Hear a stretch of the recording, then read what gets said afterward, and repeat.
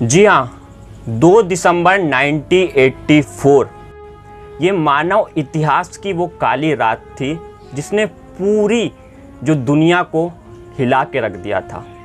महज कुछ घंटों के अंदर यहाँ पे हजारों लोगों ने तड़प तड़प के अपनी जान दे दी थी।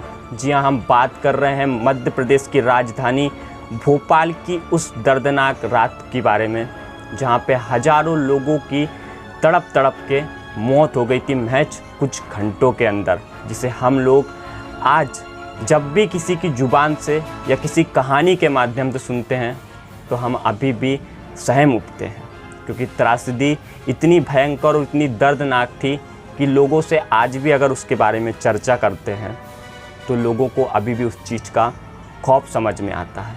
तो आज हम बात करेंगे भोपाल गैस त्रासदी के उस काले दिन के बारे में, जहाँ पे लोगों को आज भी उस मुसीबत से जूझना पड़ रहा है। तो जी हाँ, 2 दिसंबर 1984 भोपाल में यूनियन कार्बाइड कंपनी से MIC गैस का रिसाव हुआ था। इस गैस के रिसाव होने के महज चंद घंटों के बाद में ये गैस पूरे वातावरण में फैल गई थी। वातावरण में फैलने के बाद में जब ये लोगों को श्वसन क्रिया के द्वारा अंदर जाना शुरू हुई तो लोगों को समझ में नहीं आ रहा था कि आधी रात को आखिर ये हुआ क्या। महज कुछ घंटों के बाद में ही यहाँ पे लोग जो हजारों की तादाद में थे वो तड़प तड़प के मर गए, और काफ़ी सारे ऐसे लोग थे जो अपने घर से हॉस्पिटल के लिए निकले तो थे कि हमें कुछ वहाँ पे सहारा मिल जाएगा। कुछ लोग हॉस्पिटल तक पहुँच भी गए, लेकिन किस्मत इतनी बुरी थी उन लोगों की कि कुछ लोग निकले थे पर हॉस्पिटल तक नहीं पहुँचे, और जो लोग हॉस्पिटल में पहुँच चुके थे तो वहाँ के हॉस्पिटल भी बिल्कुल बहुत ज़्यादा मात्रा में भरे हुए थे, जिसके कारण से डॉक्टरों को भी समझ नहीं आ रहा था, क्योंकि डॉक्टर किसी और बीमारी का इलाज कर रहे थे और बीमारी कोई और थी। ऐसे में रोडों में अगर उस दिन आधी रात को हड़कंप मच गया था और काफ़ी लोग तड़प तड़प के अपनी जान दे रहे थे। किसी को खून की उल्टी हो रही थी तो किसी को यहाँ पे सांस लेने में बहुत ज़्यादा दिक्कत आ रही थी, जिसके कारण महज सरकारी आंकड़ों की तरफ अगर हम देखें तो सरकार कहती है कि 4000 लोगों की सिर्फ इससे मौत हुई थी। लेकिन यहाँ पे सच्चाई तो कुछ और है। जो सरकार ने हमें आंकड़े बताए थे उससे लगभग 3 गुना ज़्यादा आंकड़ों से भी ज़्यादा की तादाद में लोग मारे गए थे। अब इस कहानी को पूरा समझने के लिए हमें लगभग 10 से 15 साल पीछे जाना पड़ेगा। भोपाल गैस त्रासदी की अगर पूरी कहानी की हम बात करें तो सबसे पहले यूनियन कार्बाइड कारपोरेशन के बारे में जानना हमारे लिए बहुत ज़्यादा ज़रूरी होगा। यूनियन कार्बाइड कारपोरेशन ने साल 1969 में भारत में कीटनाशक फैक्ट्री खोली। इसका नाम उन्होंने रखा यूनियन कार्बाइड इंडिया लिमिटेड।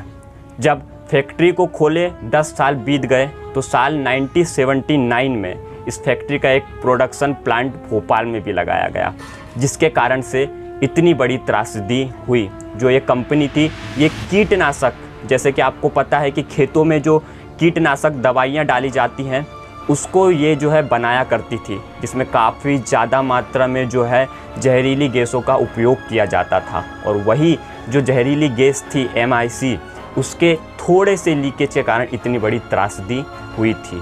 तो ये जो घटना है आखिर अपने अंजाम तक पहुंची कैसे?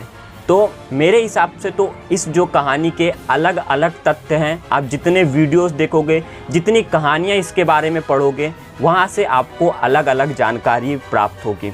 लेकिन सबसे बड़ी बात तो ये है, अगर हम एक शब्द में कहें कि इसमें जो है जो कंपनी गैस का स्टोरेज करती थी या फिर जो कंपनी अपना कीटनाशक बनाती थी, उस कंपनी की सबसे ज़्यादा लापरवाही थी और उन इंजीनियर्स की भी गलती थी जिनने आइसोसाइनाइड नाम की गैस के जस्ट बाजू से पाइपलाइन जो कि पानी की थी उसको लेके गए थे।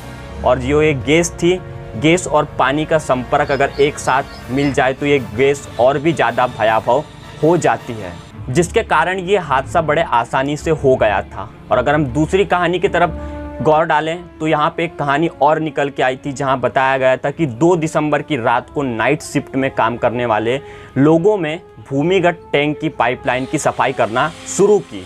उसी वक्त जो टैंक का तापमान था वो 200 डिग्री सेल्सियस से ज़्यादा चला गया था। जो उसका मिनिमम तापमान होना चाहिए वो 4 से 5 डिग्री होना चाहिए, लेकिन वो जो है सफाई के दौरान 200 डिग्री से ऊपर चला गया। और माना जाता है कि टैंक को सुरक्षित रखने वाला जो फ्रीजर था उसको बिजली की बचत के लिए वहाँ के जो कारीगर थे उन्होंने बंद कर दिया था। और तापमान बढ़ने से जो गैस थी वो गैस अब पाइपलाइन में, मतलब जो पानी का पाइप था वहाँ पे पहुँचने लगी, और पहुँचने के बाद में वो अपने पूरे वातावरण में फैलने लगी। और जैसे ही वातावरण में फैली वैसे ही लोगों को जो आसपास के थे, सबसे पहले तो वहाँ के जो कारीगर थे वहाँ पे एक सायरन बजा। सायरन बजने के बाद में सभी कारीगर अपनी अपनी जान बचाने के लिए वहाँ से इधर उधर भागने लगे। और वहीं जो आजू बाजू के इलाके के लोग थे उतने ही रात को सभी लोगों को तकलीफ़ देखने को मिलने लगी।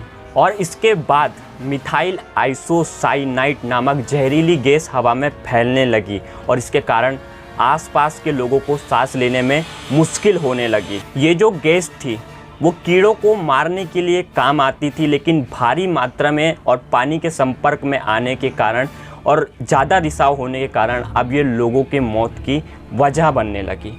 कई लोगों को आँखों में जलन, सांस लेने में तकलीफ़ और उल्टियाँ होने लगी।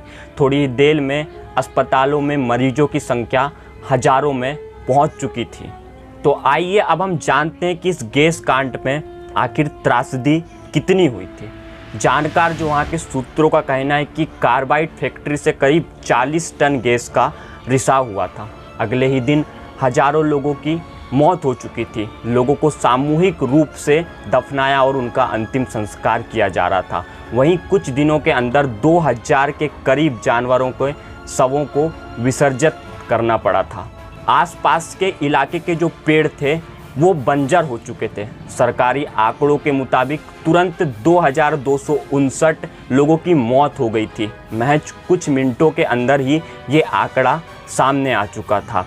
मध्य प्रदेश सरकार ने गैस रिसाव होने वाली मौतों की संख्या 3787 बताई थी। 2006 में सरकार ने कोर्ट में एक हलफनामा दिया। उसमें उल्लेख किया कि गैस रिसाव के कारण कुल 5,58,125 लोग से भी ज़्यादा लोग जख्मी हुए थे, और उनमें से 38,778 आंशिक तौर पर अस्थायी विकलांग और कुपोषित हुए थे, और वहीं 3,900 ऐसे मामले थे जिसमें स्थायी रूप से लोगों को विकलांग हो गए थे। और ये तो सिर्फ सरकारी आंकड़ा है। अगर हम सरकारी आंकड़ा को छोड़ दें तो यहाँ पे जो जानकार हैं और एक रिपोर्टर जो सामने आए थे उनके अनुसार 15,000 से भी ज़्यादा मौतें महज कुछ दिनों के अंदर ही उस भोपाल कांड के बाद में हुई।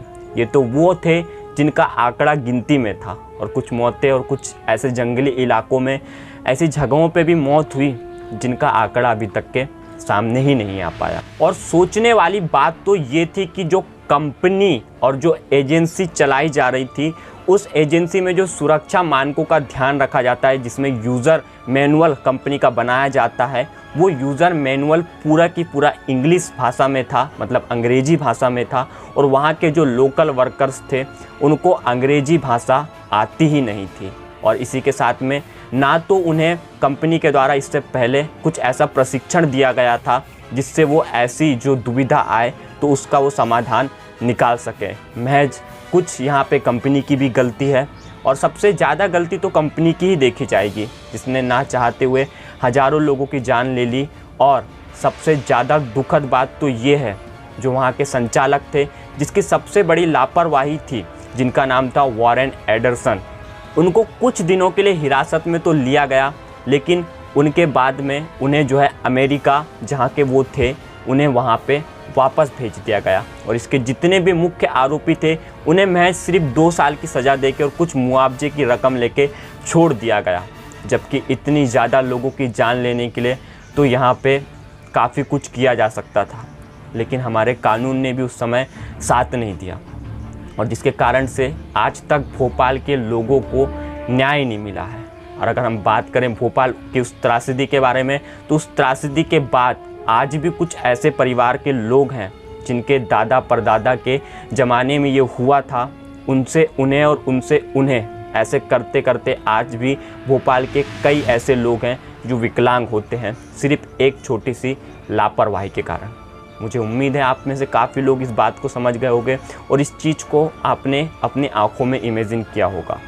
मैं तो इसे उतने बेहतर तरीके शायद आपको नहीं समझा पाऊँगा, कुछ मेरे भी आंकड़े गलत होंगे, मैं नहीं बोलता कि आंकड़े सही होंगे, क्योंकि आप जितना इसके बारे में रिसर्च करोगे आंकड़े आपको अलग अलग ही मिलेंगे। तो बस फ़िलहाल के लिए सिर्फ इतना था। मुझे पता है मैं इसे अच्छे से आपको समझा नहीं पाया, क्योंकि अभी बाजू में मेरे काम भी चालू है। तो अभी मेरे तरफ से जितना हुआ मैंने बेस्ट देने की कोशिश की। अब आगे नीचे कमेंट बॉक्स में आप अपनी राय ज़रूर दीजिएगा। फिलहाल के लिए सिर्फ इतना था। मिलते हैं अपने नेक्स्ट वीडियो में किसी नए टॉपिक में। तब तक के लिए बाय बाय, जय हिंद। और चैनल पे नए हो रीति रिवाज के अनुसार सब्सक्राइब ज़रूर कर लीजिएगा।